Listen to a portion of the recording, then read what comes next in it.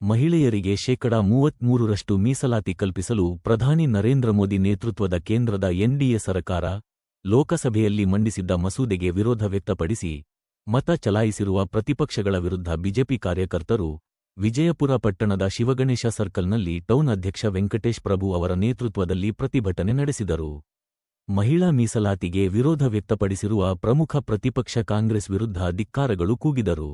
BJP ಜಿಲ್ಲಾ ಪ್ರಧಾನ ಕಾರ್ಯದರ್ಶಿ ಬೂದಿಗೆರೆ ನಾಗವೇಣಿ, ಟೌನ್ ಬಿಜೆಪಿ ಅಧ್ಯಕ್ಷ ವೆಂಕಟೇಶ್ ಪ್ರಭು, ತಾಲೂಕು ಪ್ರಧಾನ ಕಾರ್ಯದರ್ಶಿ ಅನಿಲ್ ಕುಮಾರ್, ತಾಲೂಕು ಮಹಿಳಾ ಘಟಕದ ಅಧ್ಯಕ್ಷೆ ವಿಜಯಮ್ಮ, ಜಿಲ್ಲಾ ಒಬಿಸಿ ಮಾಜಿ ಅಧ್ಯಕ್ಷ ಕನಕರಾಜು, ಟೌನ್ ಪ್ರಧಾನ ಕಾರ್ಯದರ್ಶಿ ಶಾಮಣ್ಣ, ತಾಲೂಕು ಉಪಾಧ್ಯಕ್ಷ ರಾಮಕೃಷ್ಣ ಹೆಗಡೆ, ರಾಮು ಭಗವಾನ್, ಪ್ರೇಮ, ವಿಜಯಪುರ ಹೋಬಳಿ ಅಧ್ಯಕ್ಷ ಚಂದ್ರು, ಮುಖಂಡ ಬುಲೆಟ್ ರಾಮಚಂದ್ರಪ್ಪ, ನಾರಾಯಣಸ್ವಾಮಿ, ತಾಲೂಕು ಮಹಿಳಾ ಘಟಕ ಉಪಾಧ್ಯಕ್ಷೆ ಭಾಗ್ಯಮ್ಮ, ಲಕ್ಷ್ಮಿ, ಯಶೋಧ, ನಯನ, ತಾಯಮ್ಮ, ಶಿವಕುಮಾರ್, ಮಂಜುನಾಥ್, ಸುಫ್ರೀತ್, ವರದರಾಜ್, ಹರೀಶ್, ಮುನೀಶ್, ಟೌನ್ ಕಾರ್ಯದರ್ಶಿ ರಾಜಪ್ಪ, ಪವನ್ ಮುಂತಾದವರು ಹಾಜರಿದ್ದರು.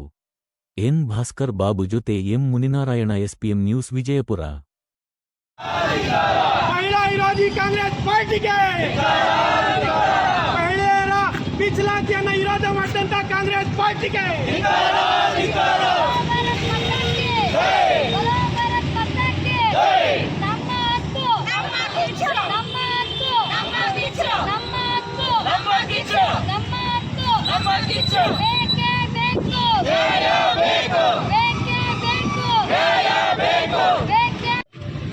ಈ ದಿನ ನಮ್ಮ ಭಾರತೀಯ ಜನತಾ ಪಾರ್ಟಿನಲ್ಲಿ ಇತ್ತೀಚೆಗೆ ನಾರಿ ಶಕ್ತಿ ವಂದನ ಈ ಒಂದು ಕಾರ್ಯಕ್ರಮದ ಉದ್ದೇಶವಾಗಿ ನಾವು ಸುವರ್ಣ ಅಕ್ಷರದಲ್ಲಿ ನಾವು ಸಂಭ್ರಮಾಚರಣೆ ಮಾಡುವಂಥ ಖುಷಿಯಲ್ಲಿದ್ದಂಥ ನಮಗೆ ಇಲ್ಲಿ ನಿಂತು ಈ ಒಂದು ಹೋರಾಟ ಪ್ರತಿಭಟನೆ ಮಾಡುವಂಥ ಸ್ಥಿತಿಗೆ ತಂದಿದ್ದು ಈ ಭ್ರಷ್ಟ ಕಾಂಗ್ರೆಸ್.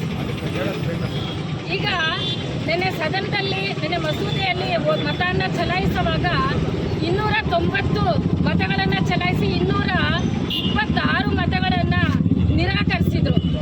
ಈ ಒಂದು ನಿರಾಕರಣೆ ಮಾಡಿದ್ದರಿಂದಾಗಿ ಈ ಒಂದು ಪರಿಸ್ಥಿತಿ ಬಂದಿದೆ ಅಂತ ನಾವು ಹೇಳ್ಬೋದು. ಈ ಒಂದು ಮಹಿಳೆಯರಿಗೆ ತುಂಬ ಅನ್ಯಾಯ ಆಗಿದೆ.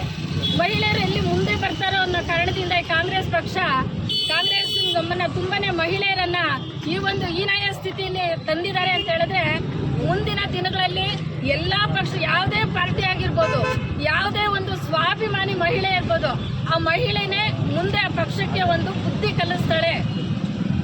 ಯಾವುದೇ ಒಂದು ಪಕ್ಷದಿಂದ ಇರ್ಬೋದು, ಆ ನಾರಿ ಮುಂದೆ ಒಂದು ಬುದ್ಧಿ ಕಲಿಸ್ತಾಳೆ ಅಂತ ಹೇಳ್ತಾ, ಈ ಒಂದು ಸಂದರ್ಭದಲ್ಲಿ ನರೇಂದ್ರ ಮೋದಿಜಿ ಅವರಿಗೆ ನಾವು ಜೈಕಾರವನ್ನ ಹೇಳ್ತಾ ಕಾಂಗ್ರೆಸ್ಗೆ ಧಿಕ್ಕಾರವನ್ನ ಕೊಡ್ತಾ ನನ್ನ ಮಾತನ್ನ ಮುಗಿಸ್ತೀನಿ.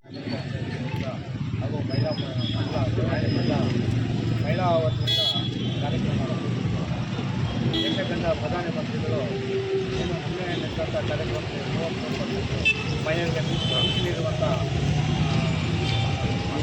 ಮಸೂದೆಯನ್ನು ನಮ್ಮ ವಿರೋಧಿಗಳು ಖಂಡಿಸಿದ್ದಾರೆ.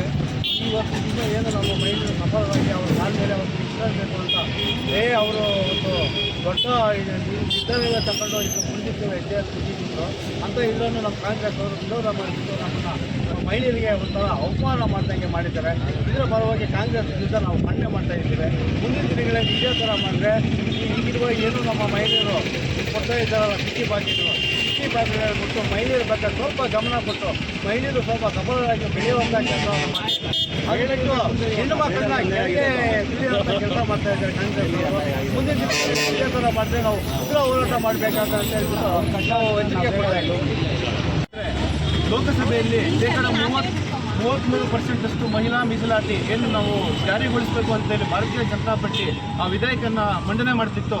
ಅದಕ್ಕೆ ಸಂಪೂರ್ಣ ಬಹುಮತ ಕೊಡದೆ ಮಹಿಳೆಯರನ್ನ ವಿರೋಧಿಸಿ ಪ್ರಭುತ್ವವನ್ನು ತಲೆ ತಗ್ಗಿಸುವಂಥ ಕೆಲಸ ಮಾಡಿರ್ತಕ್ಕಂಥ ಕಾಂಗ್ರೆಸ್ಸನ್ನು ವಿರೋಧಿಸೋಸ್ಕರ ನಾವು ಇವತ್ತು ಈ ಪ್ರತಿಭಟನೆಯನ್ನು ಹಮ್ಮಿಕೊಂಡಿದ್ದೀವಿ.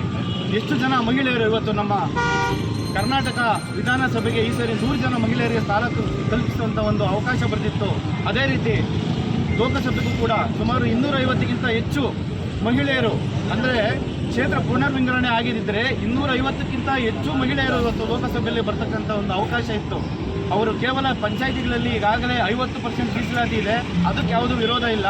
ಆದರೆ ರಾಜ್ಯ ಮಟ್ಟದಂಥ ರಾಷ್ಟ್ರ ಮಟ್ಟದಂಥ ರಾಜಕಾರಣಕ್ಕೆ ಮಹಿಳೆಯರು ಬರಬಾರದು, ಅವರು ಇನ್ನೂ ಇಂದಿನ ಅನಾಗರಿಕ ಸಂಸ್ಕೃತಿ ಅಂತ ಅಲ್ಲೇ ಉಳ್ಕೊಂಡು ಇವ್ರದ್ದೇ ಪಾರಮ್ಯ ಬೆರಿಬೇಕು ಅನ್ನುವಂಥ ದುರುದ್ದೇಶ ಇಟ್ಕೊಂಡು ಯಾವುದು ಇವತ್ತು ಬಿಲ್ಗೆ ಸಪೋರ್ಟ್ ಮಾಡಿದಿರೋ ಇವತ್ತು ಪ್ರಭುತ್ವವನ್ನು ತಲೆ ತಗ್ಗಿಸುವಂಥ ಕೆಲಸ ಮಾಡಿದ್ದಾರೆ, ಮಹಿಳೆಯರಿಗೆ ಅನ್ಯಾಯ ಮಾಡಿದ್ದಾರೆ.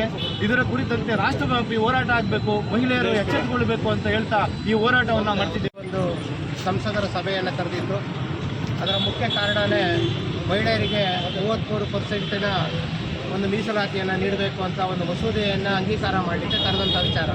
ಇಂತಹ ಸಂದರ್ಭದಲ್ಲಿ ಬಹುತೇಕ ಮಹಿಳೆಯರು ಇಡೀ ದೇಶಾದ್ಯಂತ ಒಂದು ಸಂತಸವನ್ನು ವ್ಯಕ್ತಪಡಿಸಿದ್ರು. ಯಾವ ಉದ್ದೇಶಕ್ಕಾಗಿ ಅಂತಂದರೆ, ಈ ಬಾರಿ ನಮಗೆ 33% ಸಿಕ್ಕಿದ್ರೆ ಎಲ್ಲ ಕ್ಷೇತ್ರಗಳಲ್ಲೂ ಸಹ ನಾವು ಮಹಿಳೆಯರು ಸಹ ಎಲ್ಲ ಕ್ಷೇತ್ರಗಳನ್ನು ಭಾಗವಹಿಸಲಿಕ್ಕೆ ಅನುಕೂಲ ಆಗ್ತದೆ, ಮಹಿಳೆಯರು ಬೆಳೆಯಲಿಕ್ಕೆ ಅನುಕೂಲ ಆಗ್ತದೆ ಅನ್ನೋ ಉದ್ದೇಶಕ್ಕೋಸ್ಕರವಾಗಿ ನನಗೆ ಸಭೆ ನಡೆಸೋದುಂಟು. ಅಂಥ ಸಭೆಯನ್ನು, ವಿಶೇಷ ಸಭೆಯನ್ನು ಕರೆದಂಥ ಸಂದರ್ಭದಲ್ಲಿ ಇವತ್ತು ವಿರೋಧ ಪಕ್ಷವಾಗಿರ್ತಂಥ ಕಾಂಗ್ರೆಸ್ ಪಕ್ಷ ನಮಗೆ ಏನು ಬಹುಮತವನ್ನು ನೆನ್ನೆ ಕೊಡಬೇಕಾಗಿತ್ತು. ಯಾಕೆ ಅಂತಂದರೆ ಇದು ಯಾವುದೇ ರಾಜಕಾರಣ ಮಾಡಲಿಕ್ಕೆ ಅಥವಾ ಬೇರೆ ಉದ್ದೇಶಕ್ಕೆ ಮಾಡಿದಂಥ ಕೆಲಸವಲ್ಲ. ಇದು ಮಹಿಳೆಯರಿಗೆ ಮೀಸಲಾತಿಯನ್ನು ನೀಡಿ ಮಹಿಳೆಯರನ್ನ ಉನ್ನತವಾಗಿ ಮಾಡಿದಂಥ ಕಾರ್ಯಕ್ರಮ. ಇಂತಹ ಮಹಿಳಾ ಯೋಜನೆಗೆ ನಡೆಸಿದಂಥ ಕಾರ್ಯಕ್ರಮದಲ್ಲಿ ಕಾಂಗ್ರೆಸ್ ಪಕ್ಷ ತನ್ನ ಬಹುಮತವನ್ನು ಮಸೂದೆಗೆ ಅಂಗೀಕಾರವನ್ನು ಕೊಡೋದು ಬಿಟ್ಟು ವಿರೋಧವನ್ನು ವ್ಯಕ್ತಪಡಿಸಿತು. ಈ ಒಂದು ಸಂದರ್ಭದಲ್ಲಿ ನಾವೊಂದು ಹೇಳಕ್ಕೆ ಇಚ್ಛೆಪಡ್ತೇವೆ, ಇವತ್ತು ಕಾಂಗ್ರೆಸ್ ಎಲ್ಲ ರೀತಿಯಲ್ಲೂ ಎಲ್ಲರನ್ನೂ ಸಹ ವಿರೋಧಿಸ್ಕೊಂಡು ಬರ್ತಾ ಇದೆ. ಅವರಿಗೆ ಒಂದು ಭಯವನ್ನು ಉಂಟಾಗಿದೆ.